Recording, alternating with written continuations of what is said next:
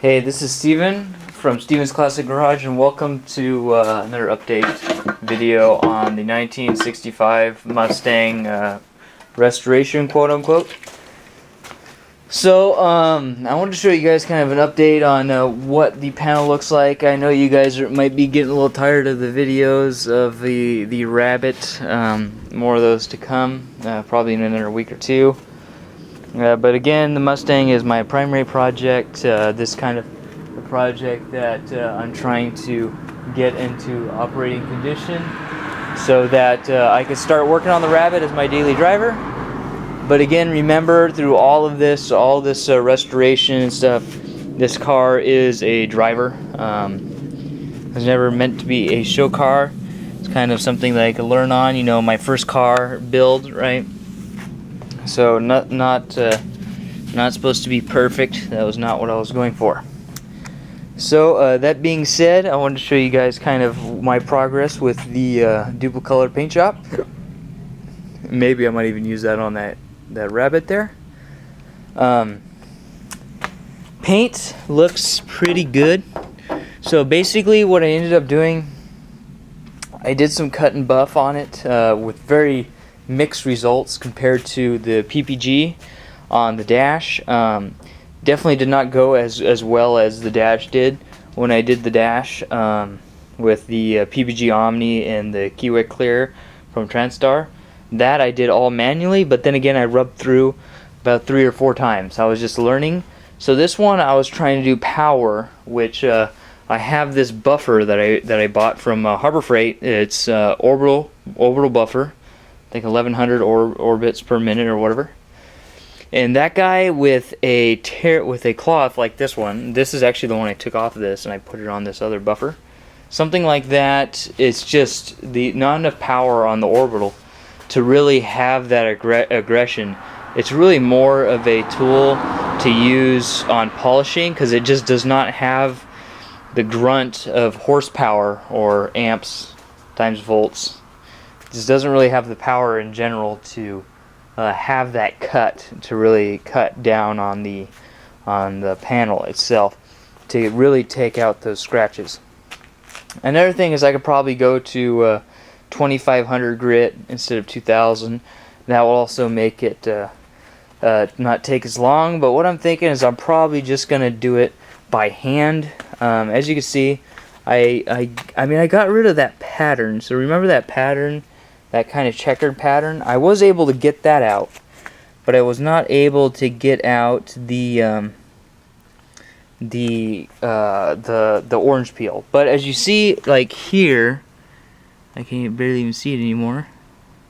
Where all this stuff with like where I touched it with a towel, it got rid of most of that stuff. So I'm thinking of using the cut and buff, not really to get rid of the orange peel, but also get rid of some of the imperfections that get into the paint. Whether, because if I can't get a booth, you know, I'm gonna have to rely on that to get rid of a lot of stuff.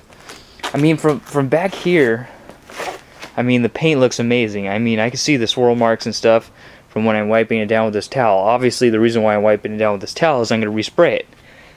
Hopefully, respray today. Spray the bottom and the top.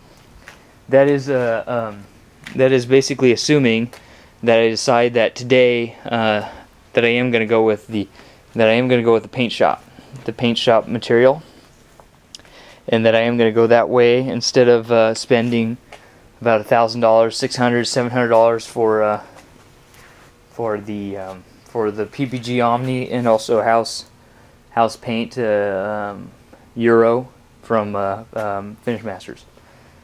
So that's not even with the Keyway Clear. Probably Keyway Clear, just like the dash. Everything like the dash would probably be about $1,000. So, and again, you know, it's something that if I cut and buff it, I might wear through, and then I have to respray it. And with that, you know, you have to wait a certain amount of time before you can respray. This lacquer has basically, you could instantly respray after, you know, an hour cure, or within the day you could instantly spray it without even sanding it, I think, and with most points. With the recoat window is really nice. It basically doesn't have a recoat window. So what are some of the things that I'm going to do on this guy? I'm going to obviously resand it. So I was reading back through this, and it mentions to prep the surface 600 to 800 grit. So again, on this one I used 600 grit, and then I used the Scotch-Brite. I'm thinking of I use the gray Scotch-Brite, which isn't as abrasive as the burgundy one. So I use this guy instead of this guy. I'm thinking that 600, because like I said, I still saw some fine scratches. But then again, they weren't everywhere. They were in some places, so it might have just been a place that I missed. So what I'll probably do instead is I'm going to first do some 500 or 600. I'll probably do 600 again. And I'll go down here to Winchester Auto and get some 800 and then sand it with 800 and then call that kind of good. And then I will probably do a practice panel on the bottom. Do the same thing. Sand it. I might not even sand it. Sorry, Scotch-Brite. If it's got scratches in it, who cares? It's underneath. I might do that to save some time. But the top needs to be prepped, and while I'm prepping the top, I could think about whether I'm going to go with this. Because once I go, because another thing is also at work, I got my hours dropped.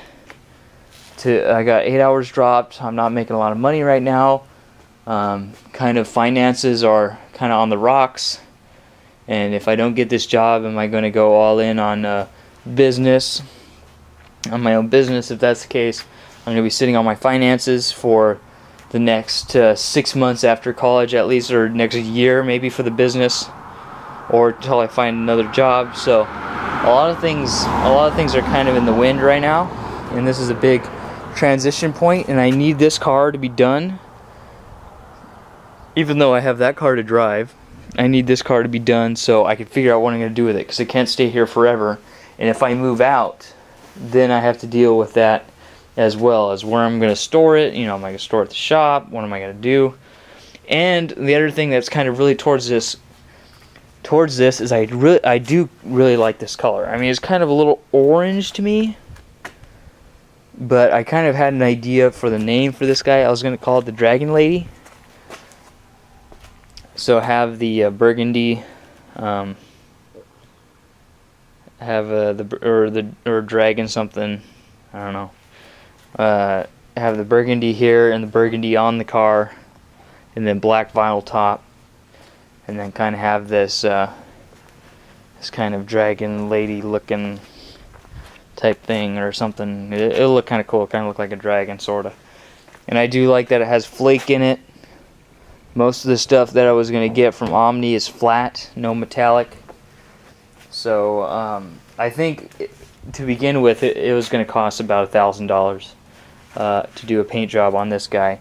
A paint job that I could possibly mess up. And again, I'm shooting $1,000 with this paint gun that's about $130, $140 paint gun. So I'm shooting a $1,000 paint job with a $140 paint gun.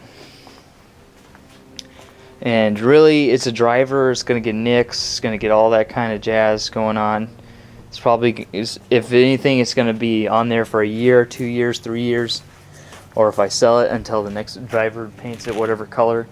So either I'm going to drive it and eventually it'll be resprayed, or another driver will buy it and then do whatever he wants to it. So, I mean, the paint here is more temporary, I think. If I had it on there, I would probably drive it until I didn't want it anymore and then respray it.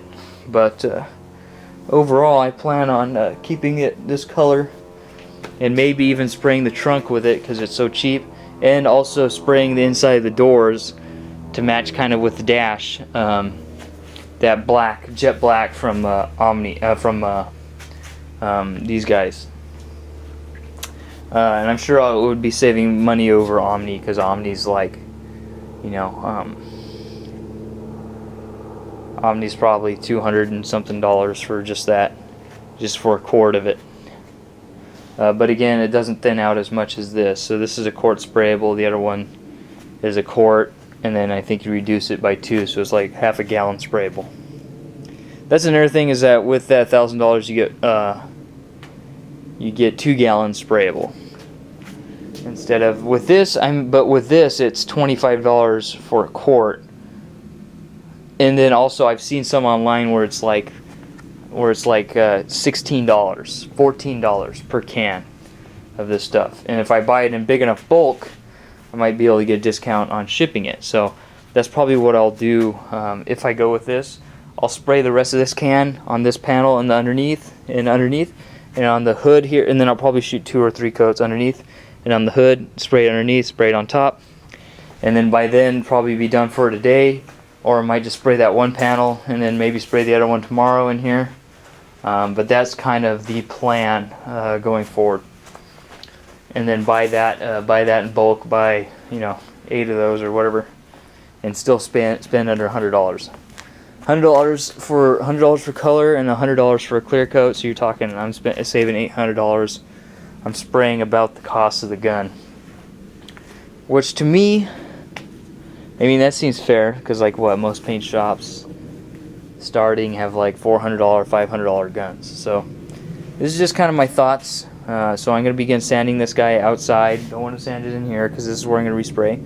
So the thing on the car, I'll probably take parts off, spray it, and then put it back on. So that's my original thoughts. So maybe tomorrow I'll do another video, part 2 or something. But right now, that's kind of all my thoughts. This has been Steve from Steve's Classic Garage. Thank you guys for watching, and I'll talk to you guys later. Take it easy. Peace.